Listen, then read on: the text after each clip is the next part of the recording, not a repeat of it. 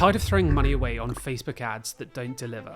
Well, buckle up, my friend, because in this video, we are going to be explaining why your Facebook ad strategy might be broken. We'll be pulling back the curtain behind the secret sauce that we're using to drive brands' growth, and also revealing some of the common errors that we're seeing in ad accounts. And I've helped over 150 e-commerce brands to break through their revenue plateaus using Facebook advertising. And with that being said, let's get into the video.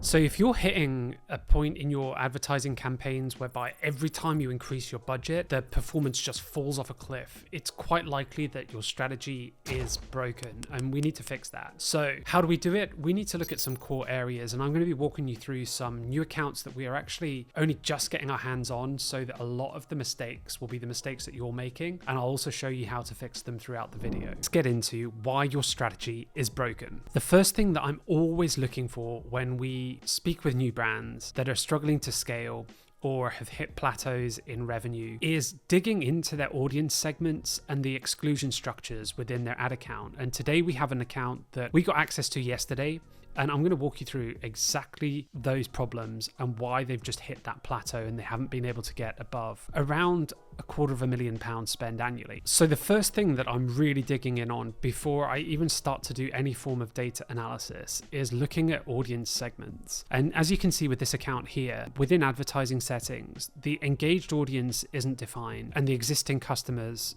are not defined. And it's so important that I have that understanding before I begin to look at my data, because what we know now is that we probably can't trust the majority of the data in the ad account. So when I'm going back into the ad account and I'm looking at July from last year, and I can see quite a few campaigns with like 4.5 ROAS, and I look at my audience breakdown, I quickly can see that most of these are unknown because they weren't defined in the advertising settings, which causes a problem, especially in this account whereby a lot of the targeting is broad targeting without exclusions. There's a lot of power to the algorithm. So we don't actually know whether we are getting a 4.5 ROAS because a lot of those sales are being generated by new customers, or whether they're being generated by existing customers or retargeting customers. And there is a massive difference between the two.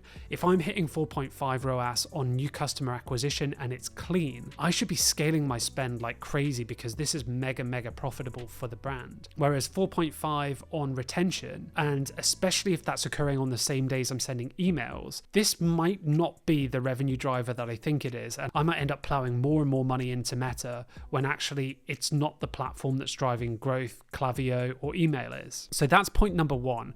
Make sure that your audience segments are in place and that you're using correct exclusions within your campaigns. Number two, you lack creative diversity. And what I mean by that is that you're running the same ads all the time and you haven't really spiced it up. So a lot of image ads with the same message, same models from the same shoots. Meta craves creative diversity. When you load new assets, whether it's new videos, new angles, new formats, your content gets pushed to different sections of your audience, so that if you stay with one style over and over again, what you'll see within the account is frequency will creep up, performance will start to drop because you're not reaching anyone new and they're just tired of seeing the same thing over and over again. I'm going to pull up AdNova. Is that in the last 7 days, True Classic have launched over 849 different creatives. 336 of those were videos, 510 of those were images.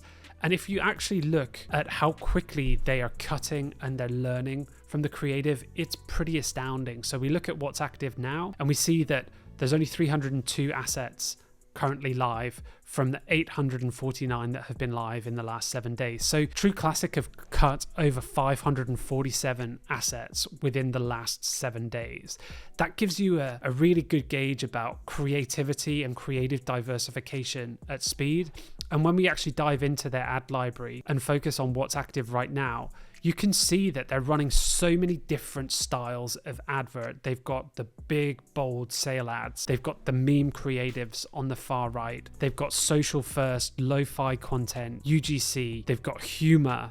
They're ticking every single box because they know that they need to do that to reach every single pocket of audience to really maximize their advertising dollars on the platform. And again, if we look at brands like Overload, which I am absolutely crazy about at the moment, Overload is a supplement brand in the UK. They've launched over 1,174 creatives. 793 of them are video, and just look how quickly they're cutting them down. So they've gone from 1,100 down to 487 within 7 days.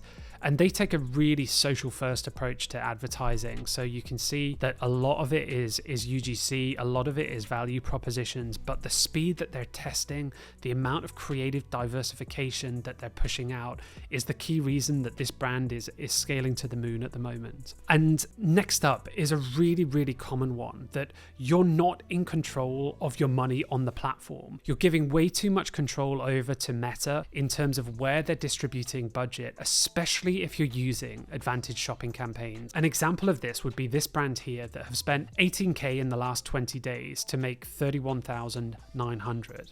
But when we look with audience breakdowns at how that revenue has been generated within the platform, what we start to see very quickly is that our engaged audiences are on fire in the majority of campaigns. However, when we do the math and we start to count up, those audiences have probably had less than 10% of budget. So there's a big focus within the algorithm on this account of pushing budget to new customers and some budget to existing customers, but we're actually not getting the distribution of budget we need to those retargeting touch points, which are generally bringing in, around a 4x ROAS. So that if we're looking to scale this account and scale it quickly, what we need to do is we need to build out a focused retargeting campaign to support our broad campaigns and to ensure that we're not leaving that money on the table, that we're sweeping it up and we're using that to generate growth for the business. Next up, a complete lack of creative testing. There are so many brands that are spending so much money on the platform. It's the second biggest expense in the business, and they don't have a structure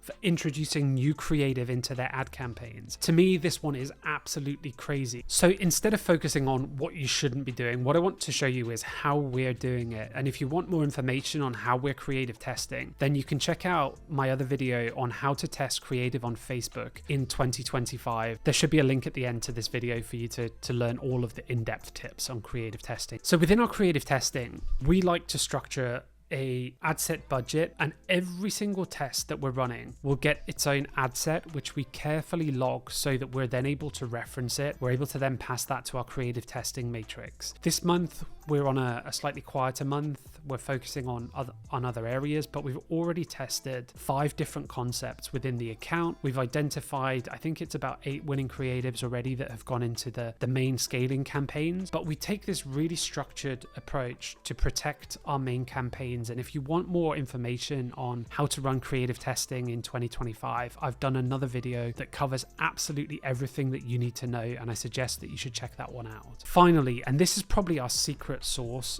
within accounts at the moment, in a lot of brands, their dynamic product ads are dull as F. So your DPAs are DAF, and you'll know what I mean by that. If you are running the standard white background ad with your product in the middle taken from your website, your DPAs are dull. The biggest unlock to your business right now is actually customizing these DPAs, and you can use a range of tools to do this. Our favorite at the moment is a tool called Confect.io, and I'm going to show you how we're using this to provide variation on our dynamic product ads, but also scale to our advertising account. So what you can see here is we have tested multiple variants on our dynamic product ads. We've done variants based on messaging on the roundels. So you can see the difference between these 2 winter sale assets is we've changed with free delivery.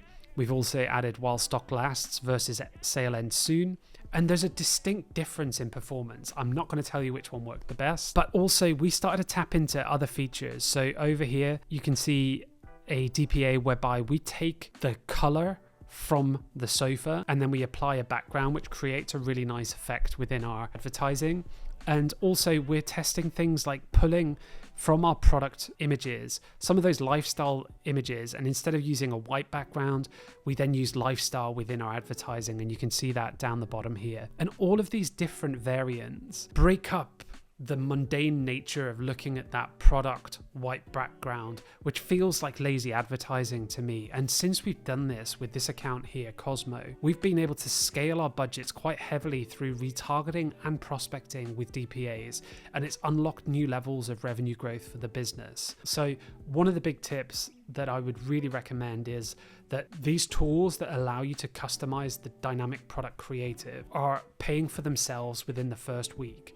A lot of people are put off by these because of price, but the results that they can drive are absolutely insane. And that rounds out 5 of the most common errors that we're seeing in ad accounts that indicate that your strategy is broken and how to fix it. Now that you know the fix, remember that understanding the problem is only part of the solution. There's even more you can do to make your campaigns more profitable, to grow faster. If you want to ensure that your Facebook ads are running exactly as they should be and driving the growth that you deserve, then click the link below to book a call with us today. And if you're not quite ready for that, don't worry. I suggest that you check out our How to Test Facebook Ads Creative in 2025 video that should be just here, and we'll see you in the next one.